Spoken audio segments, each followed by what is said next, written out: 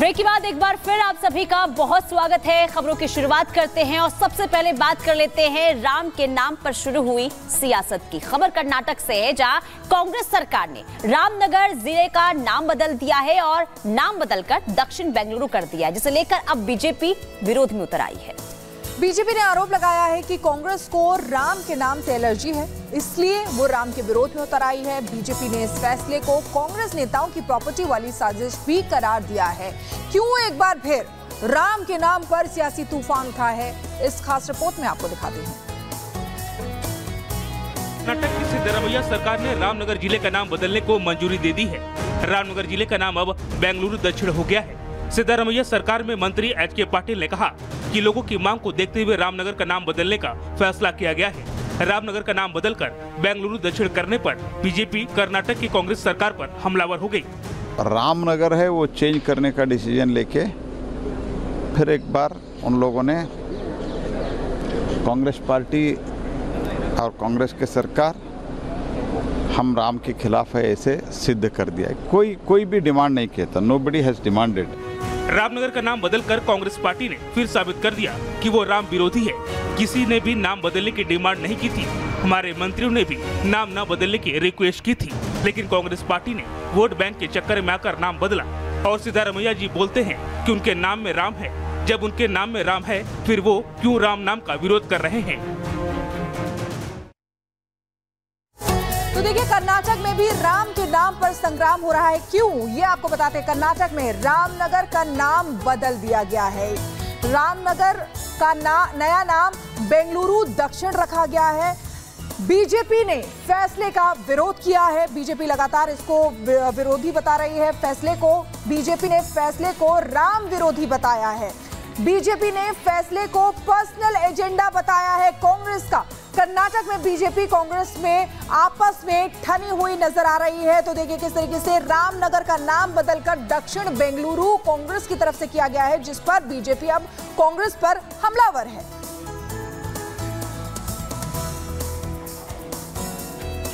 देखिए, कर्नाटक में राम के नाम पर सियासत देखने को मिल रही है, लेकिन अब खबरों में आगे बढ़ते हैं और खबर आपको राजस्थान की बताते हैं, जहां पर देखिए लगातार जिस तरीके से खबर सामने आई है कि भारत जनसंख्या के मामले में इस वक्त दुनिया का एक नंबर देश बन चुका है। हम आबादी के मामले में चीन को भी पीछे छोड़ चुके हैं। सच ये है कि आबादी के बोझ अब अर्थव्यवस्था के लिए भी एक बड़ी चुनौती बनता हुआ नजर आ रहा है। लेकिन इन तमाम खतरों के बीच हिंदू संत समाज को ऐसा अलग ही चिंता सता रही है। इस मुद्दे को लेकर अब प्रेमानंद महाराज ने अपनी चिंता जाहिर की है, और क्या है उनकी चिंता और उनका चिंतन कितना जायज है, इस रिपोर्ट के जरिए आपको बताते हैं।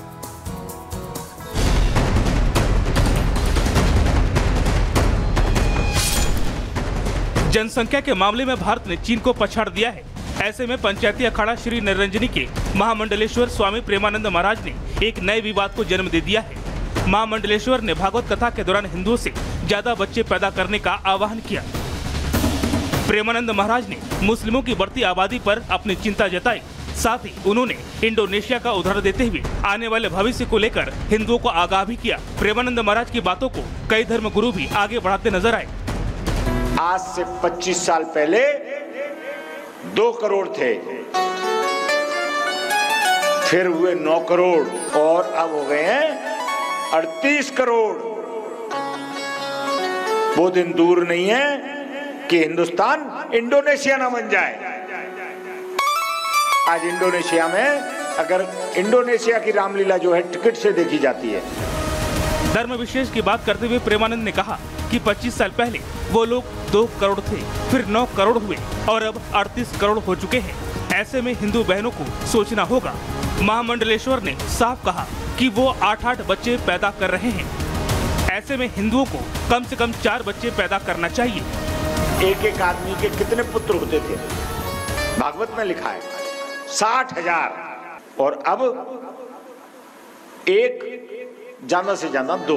परंतु आज इस बात की चिंतन और चिंता करने की आवश्यकता है। इस भारतवर्ष को अगर हिंदुस्तान बनाना है तो हमारी माताओं को एक नहीं, कम से कम एक परिवार में 4-4 पुत्र होना चाहिए। हमारे 2 से हम अब शेर का बच्चा एक ही अच्छे पर आ गया हिंदू। और वहीं दूसरी ओर हम 4 हमारे 40 की ओर बढ़ रहे हैं, जिससे जनसंख्या अनुपात का बहुत बड़ी गड़बड़ हो रही है। 4 बच्चे हमें होने चाहिए। वैसे तो मैं इतना ज़रूर कहूँगा कि इतने बच्चे आपके पास होने चाहिए कि एक बच्चे आपके घर से साधु भी बने। देश की रक्षा के लिए भी एक व्यक्ति आए, एक व्यक्ति आपके घर के रक्षा के लिए भी आए।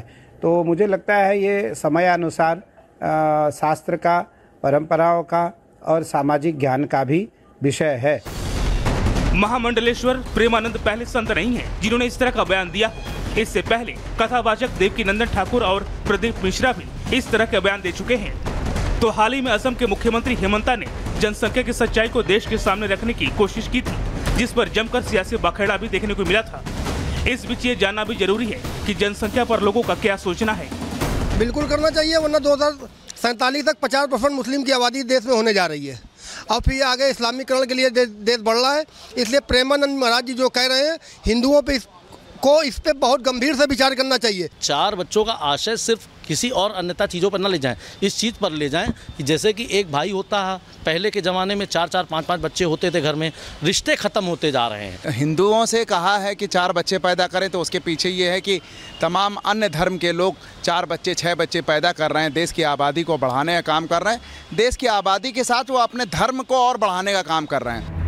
देश में तेजी से बदल रही डेमोग्राफी को देखते हुए जनसंख्या कानून की मांग भी उठ रही है, क्योंकि यही एक जरिया है डेमोग्राफी को संयमित रखने की। लेकिन जब भी जनसंख्या कानून लाने की बात शुरू होती है, विपक्ष दल तुष्टिकरण का राग अलापने लगते हैं। Bureau report, Republic Bharat.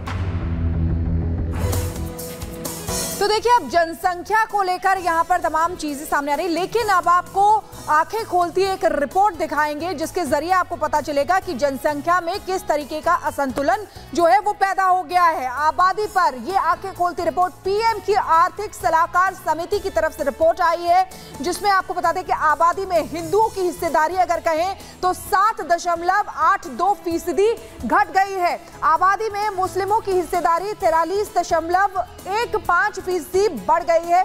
वहीं 1950 से 2015 तक बात करें तो जनसंख्या पर रिसर्च हुई है। ये जो रिसर्च है वो 1950 से शुरू हुई थी। आपको बता दें कि हिंदू 84.68% से गिरकर 78.06% पर आ गए हैं। वहीं मुसलमानों की अगर बात करें तो 9.84% से बढ़कर 14.09% पर आ गए हैं। सिख की बात करें तो 6.58% है। ईसाई की हिस्सेदारी 5.38% बढ़ गई है। जनसंख्या में पारसी और जैन का हिस्सा कम हुआ है और 65 सालों में जनसंख्या में भारी असंतुलन दिखाई दिया है। ये आपको रिपोर्ट हमने दिखाई जिस पर जो आबादी पर आंखें खोलती है।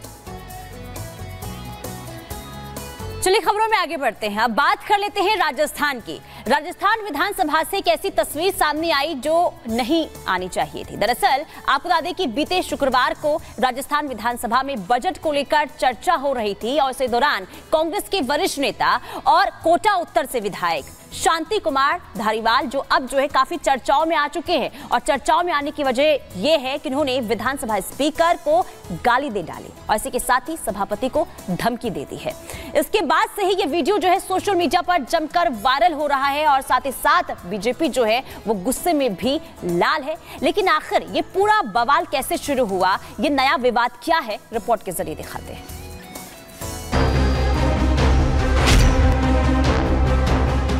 शांति धारीवाल की गिनती यूं तो राजस्थान कांग्रेस के बड़े नेताओं में होती है, लेकिन आए दिन वो अपने बयानों को लेकर गलत वजहों से चर्चा में रहते हैं।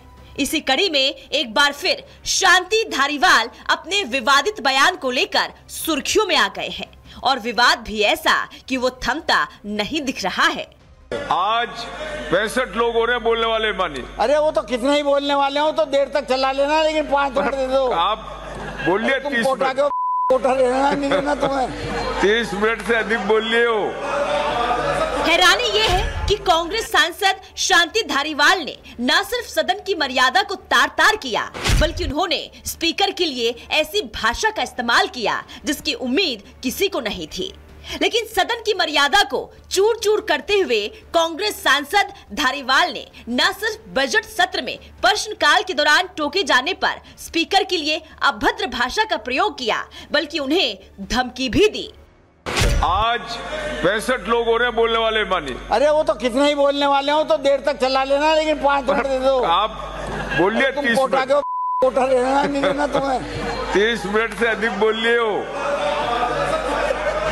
दरअसल सदन में ये बखेड़ा तब खड़ा हुआ जब बजट सत्र के प्रश्नकाल में बोलते हुए कांग्रेस के सांसद शांति धारीवाल को सभापति संदीप शर्मा ने समय की दुहाई देकर उन्हें अपना वक्तव्य खत्म करने को कहा, जिसके बाद सांसद धारीवाल ने सभापति से 5 मिनट और मांगे, जिस पर सभापति ने ये कहकर असमर्थता जताई कि आज बोलने वाले सदस्यों की लिस्ट लंबी है। जिसके बाद शांति धारीवाल अपना आपा खो बैठे और उन्होंने सभापति के लिए अपशब्दों का इस्तेमाल करना शुरू कर दिया। इतना ही नहीं, धारीवाल ने सभा में मौजूद कर्मचारियों को भी उल्टा पुल्टा कहा। विधानसभा में अपशब्दों के इस्तेमाल का ये वीडियो देखते ही देखते सोशल मीडिया पर भी वायरल हो गया, जिसे लेकर जहां सोशल मीडिया पर लोग सवाल उठा रहे हैं, तो वहीं बीजेपी ने भी उनके रवैये को लेकर आलोचना की है। बीजेपी प्रवक्ता शहजाद पूनावाला ने सदन में कांग्रेस सांसद के इस व्यवहार पर सवाल उठाते हुए सोशल मीडिया एक्स पर लिखा है, प्रियंका वाड्रा और सोनिया गांधी के पसंदीदा विधायक और पूर्व मंत्री शांति धारीवाल ने राजस्थान विधानसभा में कुर्सी को गाली दी और धमकियां दी। इससे पहले मंत्री रहते हुए धारीवाल ने राजस्थान की बलात्कारों में नंबर 1 बनने को ये कहकर उचित ठहराया था कि मर्दों का प्रदेश है। क्या ये मोहब्बत की दुकान है? राहुल जी, कोई कार्रवाई? हालांकि कांग्रेस सांसद शांति धारीवाल और सभापति संदीप शर्मा के बीच हुए इस नोकझोंक के बाद दोनों नेता आपस में मुस्कुराते हुए बात करते नजर आए, लेकिन सदन की मर्यादा को तार-तार करने वाली इस घटना पर पूरे देश में बवाल मचा हुआ है। सभी को इंतजार है कि सभापति सदन का मान बरकरार रखने के लिए कांग्रेस सांसद को इस सड़क छाप भाषा के लिए क्या सजा सुनाते हैं। Bureau report, Republic Bharat.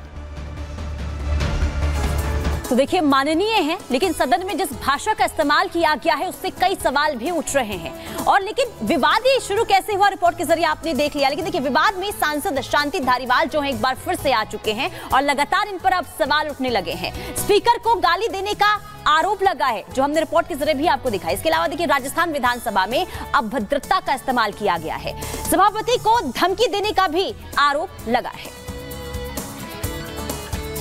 तो सवाल यही उठता है कि आखिर सदन की गरिमा को क्यों चोट पहुंचाई जाती है। आगे बढ़ते हैं और अगली खबर की बात करते हैं। कहते हैं कि पुलिस या जांच एजेंसी अगर अपनी पर उतर आए तो वो जहन्नुम में भी हाथ डालकर अपराधियों को निकाले। कुछ ऐसा ही दिखाई दिया है देश की राजधानी दिल्ली और इससे सटे एनसीआर में, जहां सीबीआई ने छापा मारकर फर्जीवाड़ा कर रहे एक बड़े रैकेट का पर्दाफाश किया है। कैसे फर्जीवाड़े को अंजाम दे रहा था वो नेटवर्क,